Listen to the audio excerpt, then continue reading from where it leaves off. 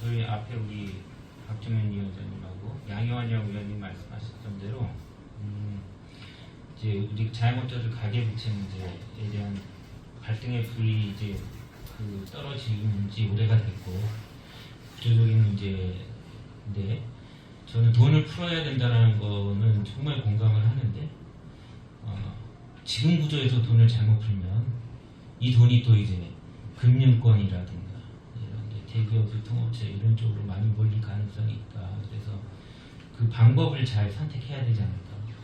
그래서 적극적으로 채무 조정을 해야 되는데 저는 이제 그 새출발 기금이라든가 이런 문제 한마디로 얘기해서 이건 은행권을 손실을 메꿔주는 채무 조정인 거잖아요. 그래서 과감하게 정말 그 고정비, 인건비, 임대료 등 이 영업비용으로 손실보상과 같은 의미로 채무 조정을 과감하게 해야 된다 생각이 듭니다. 근데 자꾸 이제 문턱을 두고 제한을 두고 아까 얘기했던 것처럼 코로나 피해와 관련된 대출에 한해서 부실 위험 혹은 부실 차주에 대해서만 하겠다라고 자꾸 칸막이 들니까 우리가 예를 들면 21년도서부터 코로나 지원했던 그 대상에 대해서만 계속 오는 거거든요. 근데 그 누적되면서 그 코로나의 피해 범위가 굉장히 넓어졌어요. 그래서 단적인 예로 예전에는 소상공인 아닌 5인 이상의 매출 10억 이상인 이런 좀 큰 음식점이라든가 목욕탕이라든가 이런 데들이 나중에는 우리 문재인 정부 마지막에는 코로나 피해 업종으로도 잠시 확대됐었거든요.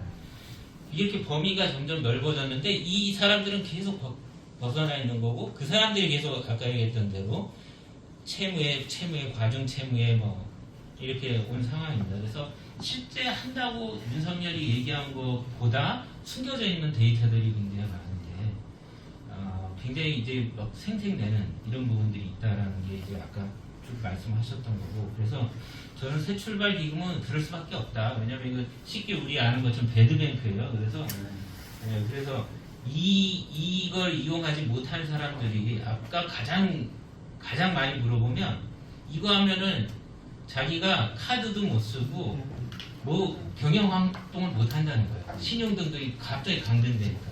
그러니까 이런 종합적인 대책을 동시에 마련하고서 세무 조정을 활성화시켜야 된다라는 것을 우리가 강력하게 한번 프로그램을 잘 세밀하게 디테일하게 짜서 하는 게 필요할 것 같고 그 외에도 정말 디테일하게 여러 가지 것들을 말씀을 해주셔서 다 여기 계신 분들 해줬던 뭐 활성화 대책과 관련된 부분들은 적극적으로 좀 근데 제가 이제 어쨌거나 아까 임의협 얘기가 나왔는데 이게 저는 어차피 이 문제에 대해서는 굉장히 이렇게 보고 있어요. 뭐냐면 어저께인가요? 공정위에서 일감 몰아주기에 대한 기준 금액을 또 상향 조정했잖아요.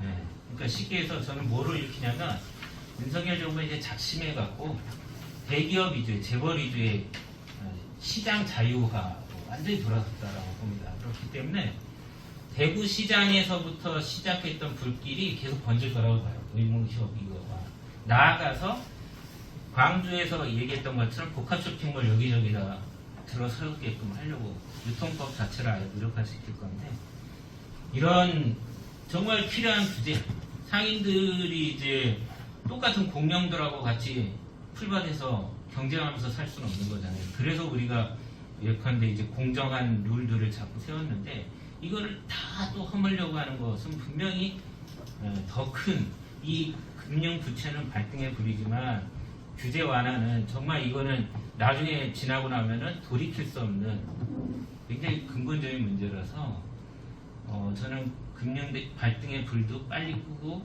디테일하게 안을 만들어서 요구해야 되지만 근본적인 원칙을 더 강력하게 좀 지켜야 되는 싸움들을 해야 되지 않을까 하는 생각이 들어서 말씀드렸습니다.